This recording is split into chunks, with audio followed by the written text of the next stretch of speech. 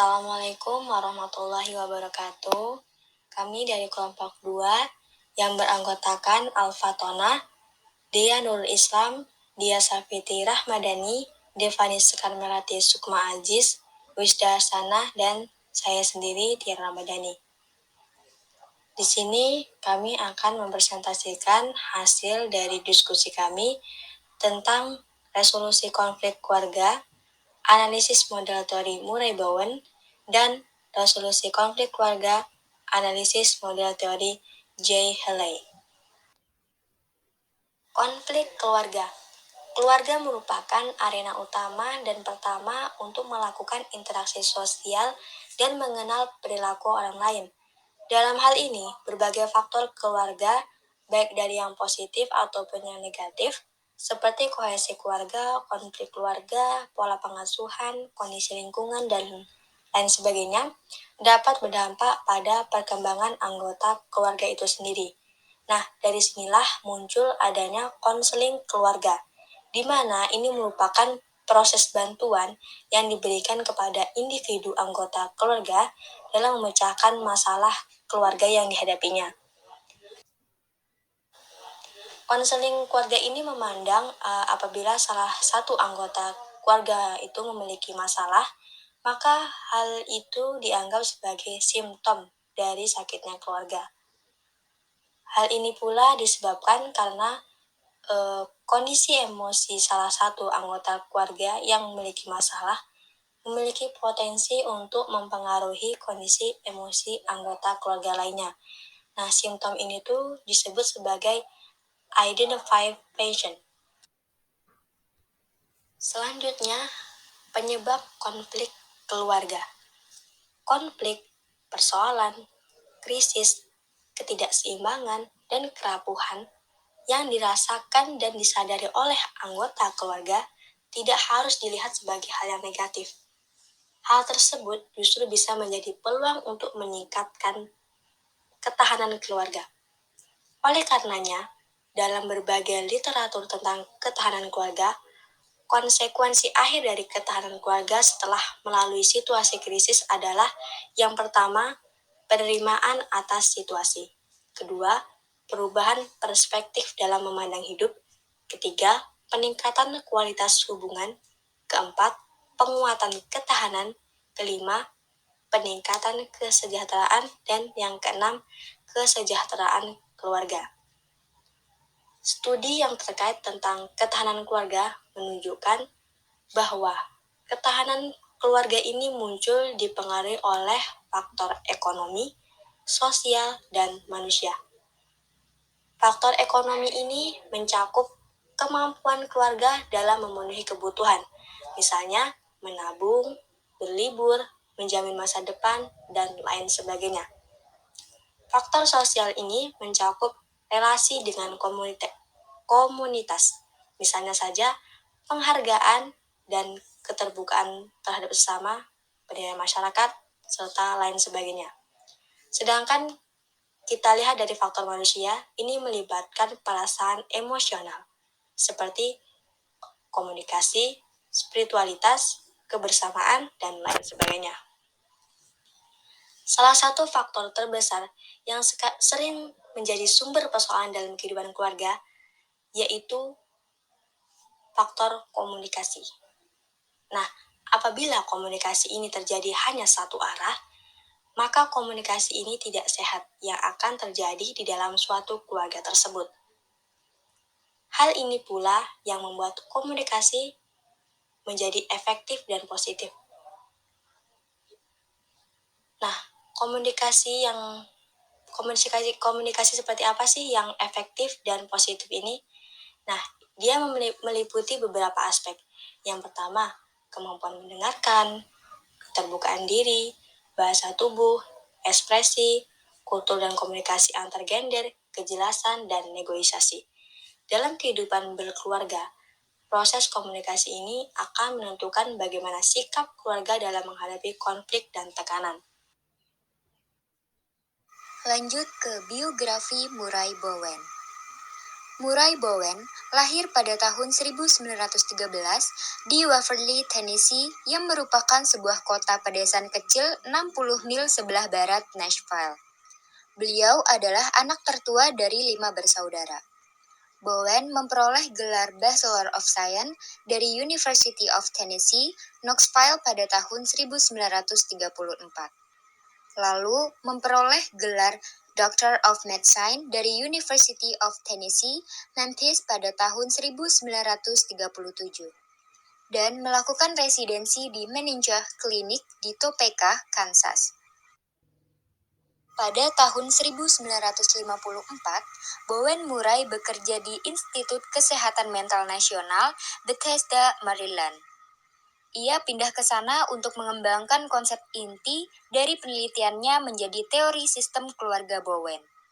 Pada bulan Maret 1957, beliau mempresentasikan temuannya pada pertemuan tahunan American Ortho-Psychiatric Association di Chicago, sebuah acara yang kemudian dia anggap sebagai kelahiran ide terapi keluarga. Tahun-tahun Bowen di Georgetown bertepatan dengan lonjakan minat dalam terapi keluarga dalam psikiatri dan juga kesehatan mental. Murray Bowen meninggal di rumahnya di Zeviches, Maryland pada tanggal 9 Oktober 1990 pada usia 77 dikarenakan kanker paru-paru yang dideritanya. Pada tahun-tahun terakhir hidupnya, Bowen telah membayangkan penerbitan jurnal oleh Pusat Keluarga Georgetown. Lanjut ke perkembangan keluarga normal menurut Murray Bowen. Murray Bowen berpendapat bahwa masalah yang dimanifestasikan dalam keluarga tidak akan berubah secara signifikan sampai pola hubungan dalam keluarga seseorang itu telah dapat dipahami secara langsung. Pendekatan interpersonal dalam intervensi keluarga dapat menghubungkan fungsi seluruh generasi anggota keluarga. Nah, dalam suatu unit keluarga, kepribadian yang matang dan juga unik dapat mengatasi emosional sebuah keluarga. Masalah emosional tersebut akan ditransmisikan dari generasi ke generasi selanjutnya sampai pengalaman emosional ditangani secara efektif. Perubahan juga harus terjadi dengan anggota keluarga yang lain dan tidak dapat dilakukan oleh individu di ruang intervensi. Triangulasi yang merupakan salah satu konsep kunci Bowen menjelaskan proses di mana 3 serangkai menghasilkan pengalaman 2 melawan 1 atau 2 against 1 experience. Asumsi Bowen tentang hal ini adalah bahwa triangulasi dengan mudah bisa terjadi antara anggota, keluarga, dan juga terapis. Itulah sebabnya mengapa Bowen menempatkan begitu banyak menekankan pada trainees-nya dalam menyadari masalah-masalah keluarga mereka sendiri dari mana ia berasal. Gagasan diferensiasi diri menjadi kontribusi utama dari teori Bowen, di mana diferensiasi diri ini melibatkan kedua pemisahan psikologis, yaitu intelek dan emosional, serta independensi diri dari orang lain. Dalam proses individuasi, individu akan memperoleh rasa identitas akan dirinya. Pembedaan dari originalitas keluarga akan memungkinkan mereka untuk menerima tanggung jawab pribadi atas perasaan pikiran, persepsi, dan juga tindakan mereka sendiri. Baik, saya Alfatona akan menjelaskan mengenai penyebab konflik keluarga menurut Murray Bowen. Menurut Bowen, penyebab konflik keluarga dibagi menjadi 6, yaitu yang pertama, perbedaan diri atau individu. Tingkat perbedaan diri mencakup perbedaan intelektual dan emosional anggota keluarga. Mereka cenderung mudah emosi dan merasa tidak berguna dikarenakan merasa tidak dapat menyelaraskan sisi intelektual dan emosionalnya. Konsep lain yang berhubungan dengan perbedaan diri yaitu konsep tidak adanya perbedaan ego keluarga yang menyatakan bahwa ada keterkaitan dan kedekatan antara anggota keluarga yang membuat mereka saling mengerti dan memahami perasaan, hayalan, dan impian satu sama lain. Kedekatan ini dapat menyebabkan ketidaknyamanan yang pada akhirnya anggota keluarga memasuki fase saling menolak. Yang kedua yaitu triangulasi. Menurut Bowen, Terlibatnya orang ketiga pada keluarga menjadi hal dasar yang menghalangi sistem emosi keluarga. Pada saat dua anggota keluarga mengalami kondisi cemas, tertekan, dan stres, mereka cenderung akan melibatkan orang ketiga untuk mengurangi intensitas stres dan memperoleh stabilitas fungsi keluarga mereka. Keterlibatan orang ketiga dapat memberikan dampak positif dan negatif. Berdampak positif jika orang ketiga bersikap netral atau tidak memihak kemanapun atau menjadi penengah. Namun akan berdampak negatif jika orang ketiga memihak hanya pada salah satu anggota keluarga. Yang ketiga yaitu sistem emosional keluarga kecil. Maksudnya adalah dalam mengurangi ketegangan emosional dan memelihara stabilitas emosi, setiap keluarga memiliki sistem emosional yang berbeda dan memiliki cara yang berbeda pula. Pada keluarga yang menghadapi kecemasan kronis dan ketidakstabilan emosi, maka cenderung mengembangkan jarak emosi satu sama lain yang mengakibatkan tidak berfungsinya aspek fisik dan emosi dalam interaksi keluarga. Apabila hal ini terus berlanjut, maka akan terjadi konflik dalam keluarga yang dapat memperburuk kondisi psikologis anak. Yang keempat yaitu proses proyeksi keluarga. Proses proyeksi keluarga merupakan proses emosional yang diturunkan dari generasi ke generasi selanjutnya. Emosi orang tua akan melekat kepada anak-anaknya, dan anak-anaknya akan meneruskan emosi yang diterima kepada anak-anak mereka kelak, dan seterusnya. Individu yang tidak terlalu banyak dalam proyeksi keluarga biasa akan memiliki kemampuan yang baik dalam menahan pengaruh emosi orang lain dan akan mampu memisahkan antara emosi dan pikiran. Selanjutnya yang kelima yaitu pemutusan emosi. Pemutusan emosi merupakan salah satu pemisah antara emosi diri dan keluarga.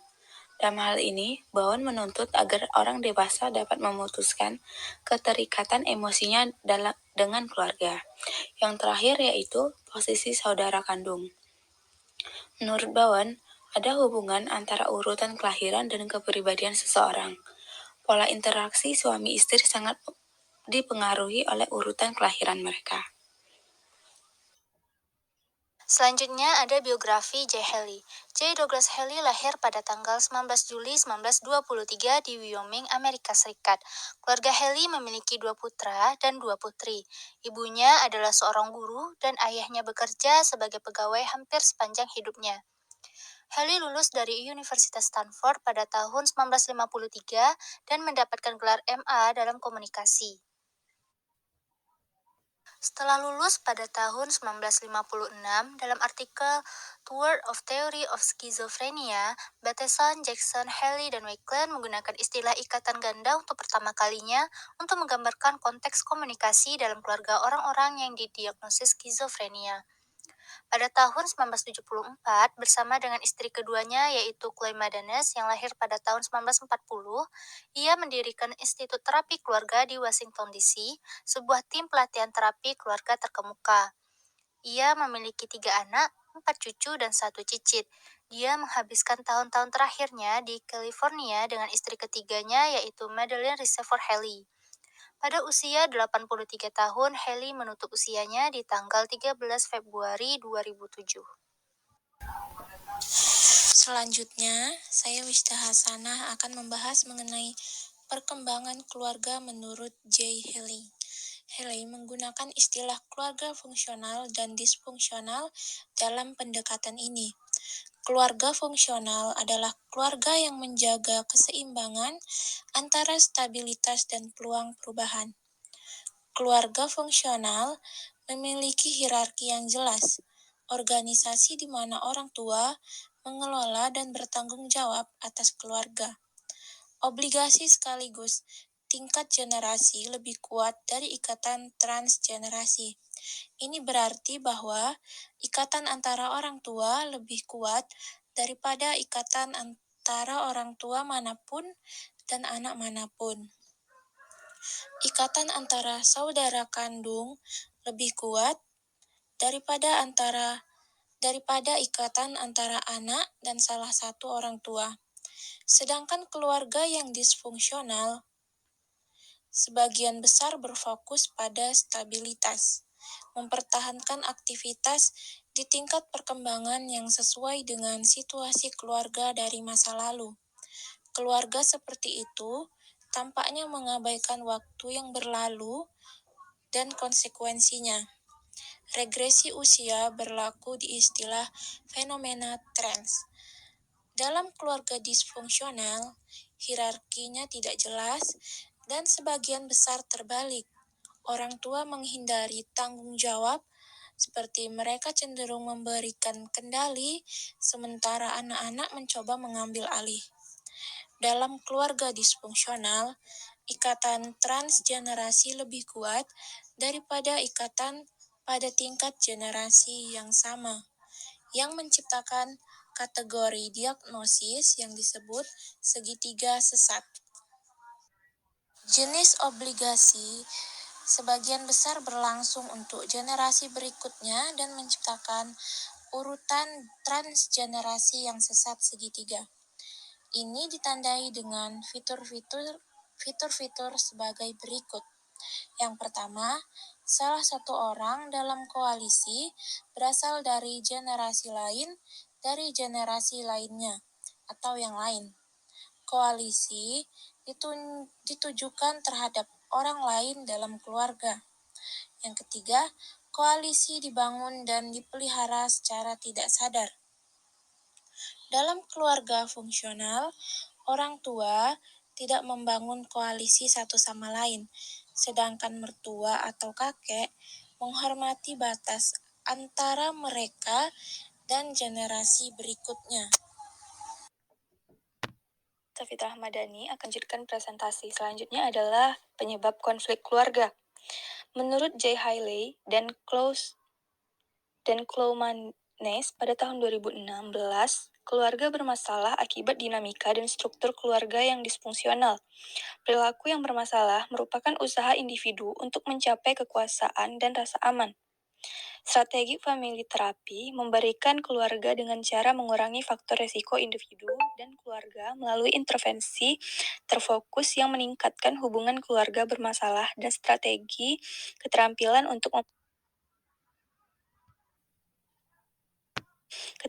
untuk membangun dan memperkuat hubungan keluarga. Salah satu target intervensi adalah hubungan keluarga yang bermasalah. Prosedur strategi family terapi adalah social stake, yaitu menghadirkan seluruh anggota keluarga, di mana setiap keluarga diminta untuk memberikan pendapat yang dihadapi. Terapis menciptakan suasana yang nyaman, di mana tidak ada aksi balas dendam dan mengintimidasi.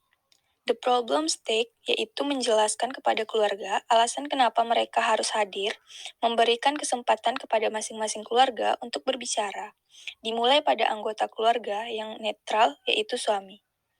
The interreaction stake, yaitu meminta komentar dari setiap anggota keluarga yang hadir, kemudian meminta keluarga untuk membicarakan masalahnya bersama-sama. Dianjurkan defining desired change, yaitu terapi menyampaikan permasalahannya apa. Setelah semua anggota keluarga mengetahui permasalahan yang terjadi. Kemudian, terapis menanyakan perubahan seperti apa yang diharapkan atau ending the interview, yaitu setelah mencapai kesepakatan bersama mengenai definisi masalah, kemudian dilanjutkan pada sesi pertemuan selanjutnya, pemberian tugas. Direktif yaitu menciptakan perilaku berbeda yang selama ini tidak pernah dilakukan, sehingga memperoleh pengalaman subjektif yang berbeda. Dilanjutkan reframing, yaitu bahwa apa yang dilakukan anggota keluarga dengan interpretasi negatif dan direform dengan interpretasi positif. Sesi terakhir berakhir dengan evaluasi. Tujuan dari strategi family terapi adalah meningkatkan dan menciptakan pola komunikasi yang baik dalam keluarga, sehingga keluarga dapat bekerja sama mendorong untuk menciptakan keluarga agar berfungsi lebih baik. Karena pada perubahan yang dibawa dalam pola interaksi keluarga, perubahan-perubahan dalam fungsi keluarga lebih mungkin untuk bertahan setelah pengobatan berakhir. Karena beberapa keluarga telah mengubah cara mereka berperilaku satu sama lain. Sekian presentasi dari kelompok kami. Lebih dan kurangnya kami mohon maaf. Wassalamualaikum warahmatullahi wabarakatuh.